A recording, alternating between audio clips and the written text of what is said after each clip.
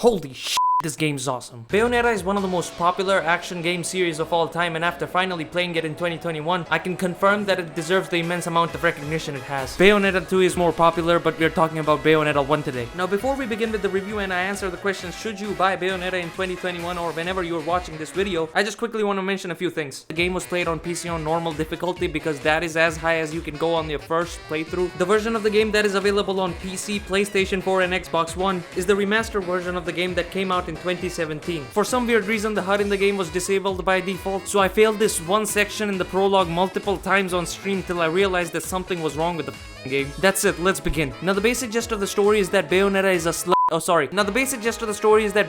a witch who has been living among us humans for the past 20 years. She has flashbacks of her past that she doesn't remember, and her story is basically her figuring out her origins, battling literal angels along the way. Now I'm gonna come in raw and no rubber here and say up front, the story is not good. It's kinda convoluted and it's serviceable at best. But that doesn't mean that what actually happens in the game is not good, because when I was confused as to what the was going on in the story, it didn't even matter because the cutscenes look like this.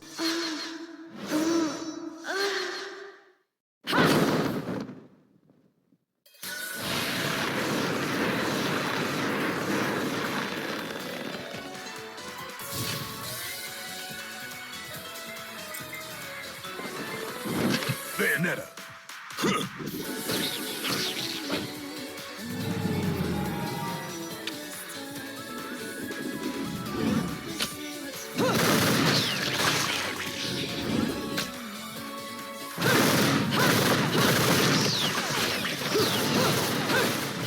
Not just in the story, but in the gameplay as well. The game is constantly doing something interesting, and like it doesn't get stale. The game is basically a super sexualized action comedy that says fuck realism and focuses on being fun as possible. I mean, the main character is a sexy slutty bitch with guns as her high heels who uses her hair to create monsters to devour enemies. The voice acting is really good most of the time. There is no instance of bad voice acting except for this one character who sounds really annoying. I feel like that might be intentional, but nah, that just doesn't do it for me. A bit of a problem I have here is that there's a few gimmicky levels that can overstay their welcome, but other than that, the game knows exactly what it is. Goofy. Most of the times the cutscenes are not interruptions, they are rather snappy, super entertaining refreshments which know exactly when to appear and leave and shut up and let the infinity gauntlet of the game do the talking. The gameplay here is nothing short of phenomenal, but first I'm gonna get my two major gripes with it out of the way. First, there are some difficulty spikes here that are absolutely abysmal. They are as pathetic as introverts telling everyone that they're introverted. The game just goes from challenging but fun to all, and you will most probably resort to spamming a single uninterruptible attack. This problem is made even worse by the camera. Now more often than not the camera is fine, but sometimes in the game when you have to find multiple big enemies at once, the camera just gets confused. But the worst version of this situation that can happen is that it happens indoors in a narrow or closed environment. This situation doesn't occur often, but when it does, then it's just not fair. Now with those gripes out of the way, let's just get into the meat of the game. Just like Donkey said in the Devil May Cry Dunk View, the true goal is not to simply overcome your enemies, but rather to whoop their ass in the most over-the-top, insane bullshit way possible. Now I can't mention everything about the combat because there is so much flexibility in it, but I believe I'll cover all the major stuff, so here we go. You can mix light and heavy attacks to perform absolute cumloads of combos. Pausing a bit before the next button press performs a different attack. You can launch and juggle enemies and fight them in the air as well. When there's moonlight, Bayonetta can walk on any surface. This leads to moments where there are fights when you're constantly switching from one surface to the other. Other than the dedicated shooting button, if you hold an attack button at any time, Bayonetta transitions the previous move into gunfire. You can perform torture attacks where shit like this happens.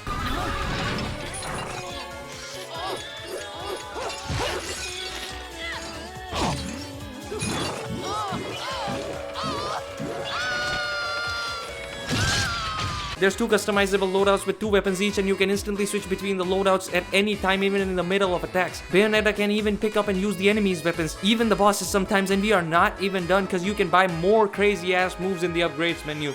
The combat has so much complexity, flexibility, and responsiveness to it. The game just gives you so much freedom with your attacks. There is so much control given to you from the get-go. It just feels so good to play, man, and combining all these combat mechanics on the go to absolutely annihilate your enemies is the most satisfying shit ever. Second only to you liking, sharing, and subscribing. The combos are also so incredibly flashy, like Bayonetta will be forming giant fists and heals out of portals using her magic hair, and the animations are buttery smooth greatness. Here's the thing, the graphics are nothing special, but the game does look good. The lighting is nice, all the textures are sharp, and the game takes you through many different locations that are very unique. Bayonetta herself looks so fucking hot. What's really special here is the optimization of this PC port. The optimization here can put most other games to shame. There is no frame dropping or lag, even in the most chaotic situations where there's tons of enemies on the screen, effects, bullets, bodies, and titties flying all over the place. The game just feels so polished in its performance, it can look good and run well even on lower end hardware. Now rolling it back like a joint, as you have probably noticed by now, Bayonetta also has the ability to slow down time, and that leads to nice time-based puzzles while proceeding in the levels. But during the combat,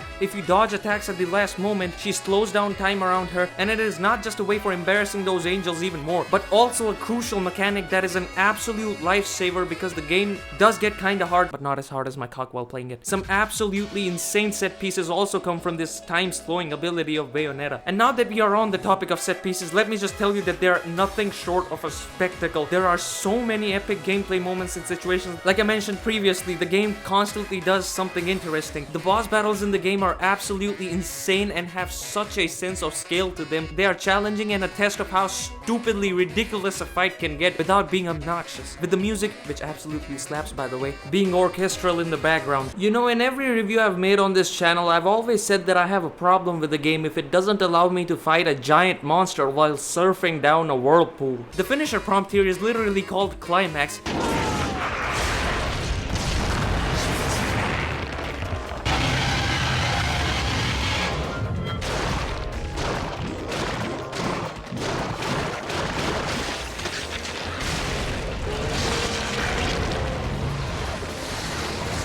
As you progress through the game, you are introduced to even more powers or magical abilities of Bayonetta to spice things up. Bayonetta is one of those games that focuses primarily on fun and absolutely knocks it out of the park. It is an over-the-top sex-up comedy with incredible gameplay that is entertaining all the way through. It does have its flaws like I mentioned, but if you can look past those, the game absolutely slaps cheeks. So the answer to the question, should you buy Bayonetta in 2021 or whenever you are watching this video, is no, because you can never trust a whore.